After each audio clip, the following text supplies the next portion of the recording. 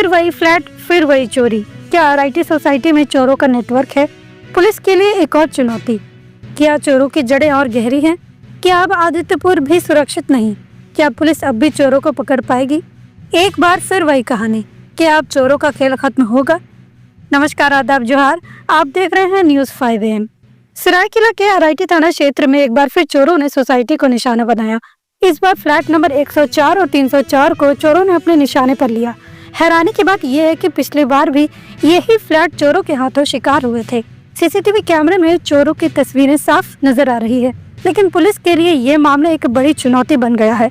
पिछले साल मार्च में इसी सोसाइटी के 5 फ्लैटों में लाखों की चोरी हुई थी, लेकिन उस मामले का खुलासा आज तक नहीं हो सका।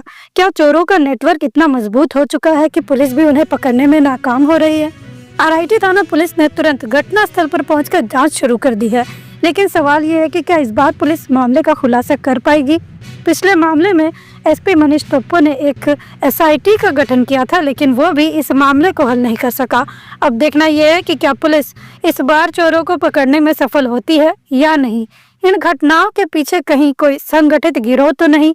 पिछले मामले से लेकर अब तक की घटनाओं से साफ हो रहा है कि चोरों के इरादे बड़े हैं और पुलिस के लिए इस मामले का खुलासा करना एक बड़ा सवाल बन चुका है।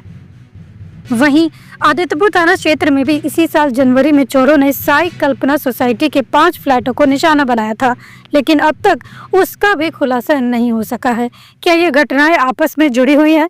आरआईटी सोसाइटी के वासियों को ये सवाल है कि क्या अब तक की हुई चोरियों को सुलझाया जा सकेगा या पुलिस फिर से असफल होगी? क्या सुरक्षा के उपायों को और मजबूत किया जाएगा? एक बार फिर वही कहानी है, क्या अब भी चोरों का खेल खत्म होगा? चोरी की बढ़ती घटनाओं से ये सवाल भी उठता है कि क्या सोसाइटी में सुरक्षा के इंतजाम पूरी तरह से मजबूत नहीं है? क्या सोसाइटी में सुरक्षा कर्मियों की तैनाती में कोई कमी है? क्या सीसीटीवी कैमरे और अन्य सुरक्षा उपायों को और सख्त किया जाएगा ताकि इस तरह की घटनाओं को रोका जा सके? सोसाइटी वासियों की उम्मीद अब पुलिस से है। उन्हें उम्मीद है कि इस बार पुलिस अपनी जांच में सफलता हासिल करेगी और चोरों का पर्दाफाश होगा, लेकिन जब तक पुलिस इस मामले को सुलझाने में कामयाब नहीं होती, तब तक इलाके के लोग असुरक्षित महसूस कर रहे हैं। सुरक्षा व्यवस्था को लेकर लोगों की चिंता और बढ़ गई है और सवाल ये है कि क्या पुलिस अब चोरों के इस गिरोह का पर्दाफाश कर पाएगी? ये घटना सिर्फ एक चोरी की वारदात नहीं, बल्कि सुरक्षा व्यवस्था और पुलिस की क्षमता पर बड़ा सवाल है। क्या पुलिस इस बार चोरों को पकड़ने में सफल होगी या ये सिलसिला ऐसे ही चलता रहेगा? ये वही सवाल है जो सोसाइटी वासियों के दिमाग में घर कर चुका है। लॉन्ड्री की झंझट और दागों की टेंशन से परेशान?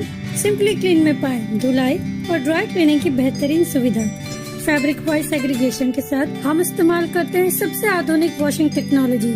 हमारी एक्सप्रेस सर्विस से पाए कपड़े आज दिए कल तैयार। We offer free pickup and delivery. आज ही आइए सिंपल क्लीन पर। Shop number 3, Sartaj apartment, road number 10, Zakir Nagar, old Purulia road, Mango, Jamshedpur. Simple clean, जहां हर कपड़ा हो जैसे नया।